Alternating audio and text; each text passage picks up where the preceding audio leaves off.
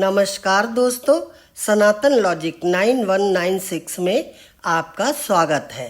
आज हम आपको बताएंगे भागवत पुराण के अनुसार कौन सी इच्छा पूर्ति के लिए किस देवता की उपासना करनी चाहिए। भागवत पुराण के अनुसार सुखदेव जी परीक्षित से कहते हैं कि हे राजा परीक्षित, जो मनुष्य ब्रह्म तेज का इच्छुक हो उसे बृहस्पति जी की उपासना करनी चाहिए। जिसे इंद्रिय शक्ति प्राप्त करनी है वह इंद्र की उपासना करे।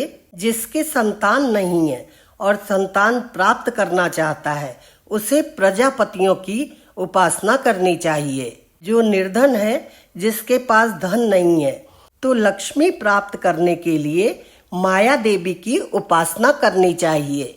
जो तेज प्राप्त करना चाहता है उसे अग्निदेव की उपासना करनी चाहिए। जिसकी बहुत सारा धन प्राप्त करने की कामना है उसे वसुओं की उपासना करनी चाहिए। जो बहुत अधिक वीरता प्राप्त करना चाहता है उसे रुद्रों की उपासना करनी चाहिए। जो इतना निर्धन है जिसके पास अन्न की भी व्यवस्था नहीं है तो अन्न की प्राप्ति के लिए अदिति की उपासना करनी चाहिए।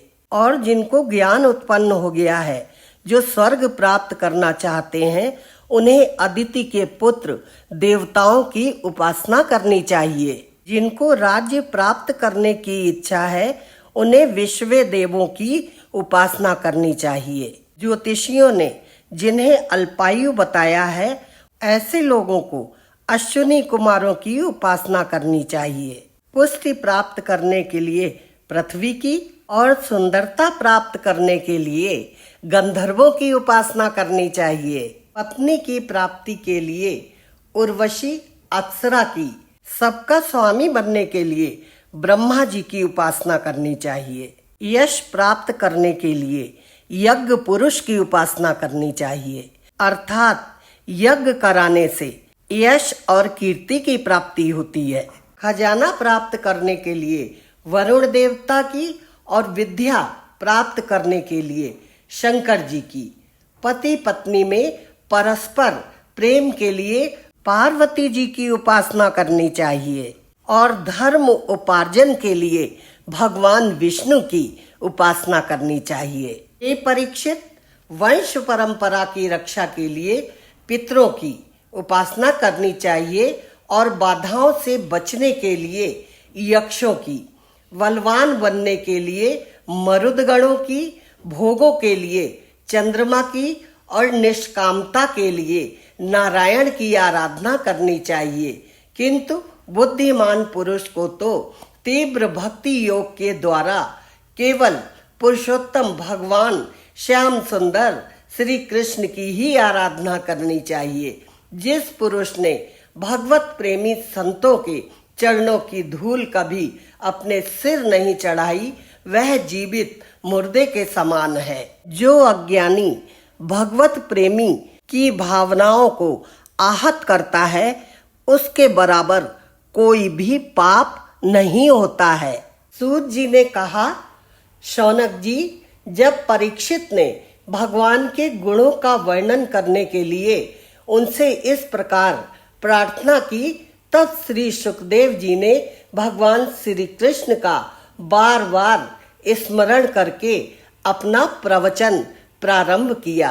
सुखदेव जी ने परीक्षित से कहा कि हे राजा परीक्षित, उन पुरुषोत्तम भगवान श्री कृष्ण के चरण कमलों में कोटि कोटि प्रणाम है, जो संसार की उत्पत्ति, स्थिति और प्रलय की लीला करने के लिए सत्व, रज और तमोगुण रूप 3 शक्तियों को स्वीकार कर ब्रह्मा, विष्णु और शंकर का रूप धारण करते हैं और जो समस्त प्राणियों के हृदय में अंतर्यामी रूप से विराजते हैं, जिनका स्वरूप और उनकी उपलब्धि का मार्ग बुद्धि के विषय से परे है, जो अनंत है, उनकी कथा अनंत है। हम पुनः बार बार उनके चरणों में नमस्कार करते हैं, जो पुरुषों का दुख मिटाकर उन्हें अपने प्रेम का दान देते हैं और दुष्टों की सांसारिक बढ़ती रोक कर उन्हें मुक्ति देते हैं तथा जो लोग परमहंस आश्रम में स्थित हैं उन्हें उनकी भी अभीष्ट वस्तु का दान देते हैं, क्योंकि चर अचर समस्त प्राणी उन्हीं की मूर्ति है, इसलिए उनका किसी से पक्षपात नहीं है।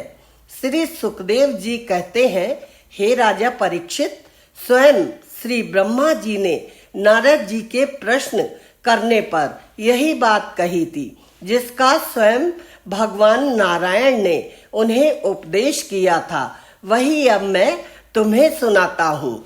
मायापति भगवान ने जब एक से बहुत होने की इच्छा होने पर अपनी माया से प्राप्त अपने स्वरूप में कर्म और स्वभाव को स्वीकार कर लिया, काल ने तीनों गुणों में क्षोभ उत्पन्न कर दिया। स्वभाव ने उन्हें रूपांतरित कर दिया और कर्म ने महातत्व को जन्म दिया। रजोगुण और तमोगुण की वृद्धि होने पर महातत्व का विकार हुआ, वह अहंकार कहलाया और इसी से ज्ञान, क्रिया और द्रव्य रूप तम प्रधान विकार हुआ। विकार को प्राप्त होकर यह 3 प्रकार का हो गया। उसके भेद हैं वैकारिक, तेजस और तमस। वे क्रमशः ज्ञान शक्ति, क्रिया शक्ति और द्रव्य शक्ति प्रधान है। जब पंच महाभूतों के कारण रूप तामस अहंकार में विकार हुआ, तब उससे आकाश की उत्पत्ति हुई। आकाश की तन्मात्रा और गुण शब्द है। हम जो कुछ भी बोलते हैं वह आकाश में पहुंच जाता है और वो शब्द कभी नष्ट नहीं होते हैं। इस शब्द के द्वारा ही दृष्टा और दृश्य का बोध होता है। जब आकाश में विकार हुआ तब उससे वायु की उत्पत्ति हुई। उसका गुण है स्पर्श। अपने कारण का गुण आने से यह शब्द वाला भी है। इंद्रियों में स्फूर्ति, शरीर में जीवन शक्ति, ओज और बल इसी के रूप है। जब काल, कर्म और स्वभाव से वायु में भी विकार हुआ, उससे तेज की उत्पत्ति हुई। इसका प्रधान गुण रूप है, साथ ही इसके कारण आकाश और वायु के गुण शब्द और स्पर्श भी हैं। तेज के विकार से जल की उत्पत्ति हुई। इसका गुण है रस। कारण तत्वों के गुण शब्द, स्पर्श और रूप भी इसमें है। जल के विकार से पृथ्वी की उत्पत्ति हुई। इसका गुण है गंध। कारण के गुण कार्य में आते हैं। इससे पृथ्वी में शब्द, स्पर्श, रूप और रस ये चारों गुण भी इसमें व्याप्त हैं। वैकारिक अहंकार से मन और इंद्रियों के 10 अधिष्ठाता देवताओं की भी उत्पत्ति हुई। उनके नाम है दिशा, वायु, सूर्य, वरुण, अश्विनी कुमार, अग्नि, इंद्र, विष्णुमित्र और प्रजापति। तेजस अहंकार के विकार से श्रोत्र, त्वचा, नेत्र, जिह्वा और प्राण ये 5 ज्ञानेंद्रियां एवं वाक, हस्तपाद, गुदा और जननेंद्रियां ये 5 कर्मेंद्रियां उत्पन्न हुई। साथ ही ज्ञान शक्ति रूप, बुद्धि और क्रिया शक्ति रूप प्राण भी तेजस अहंकार से ही उत्पन्न हुए। जिस समय तक ये पंचभूत, इंद्रिय, मन और सत्व आदि तीनों गुण परस्पर एक नहीं थे, तब तक अपने रहने के लिए भोगों के समान साधन रूप शरीर की रचना नहीं कर सके। जब भगवान ने अपनी शक्ति से इन्हें प्रेरित किया, तब वे तत्व परस्पर एक दूसरे के लिए मिल गए और उन्होंने आपस में कार्य कारण भाव स्वीकार करके व्यष्टि समष्टि रूप पिंड और ब्रह्मांड दोनों की रचना की। वह ब्रह्मांड रूप अंडा 1000 वर्ष तक निर्जीव रूप से जल में पड़ा ही रहा। फिर काल, कर्म और स्वभाव को स्वीकार करने वाले भगवान ने उसे जीवित कर दिया। वही विराट पुरुष जिनकी जंघा, चरण, भुजाएं, नेत्र, मुख और सिर सहस्त्रों की संख्या में है। विद्वान पुरुष उपासना के लिए उन्हीं के अंगों में समस्त लोक और उसमें रहने वाली वस्तुओं की कल्पना करते हैं। प्रभु सबकी मनोकामना पूरी करते हैं। तो कहने का तात्पर्य ये है कि सारे देवताओं की भी अगर आप उपासना नहीं कर पाते हैं तो सिर्फ भगवान श्री कृष्ण की उपासना कर लीजिए, आपकी हर मनोकामना पूरी होगी। भागवत पुराण में ऐसा कहा गया है। मित्रों, आज की वीडियो में सिर्फ इतनी ही जानकारी।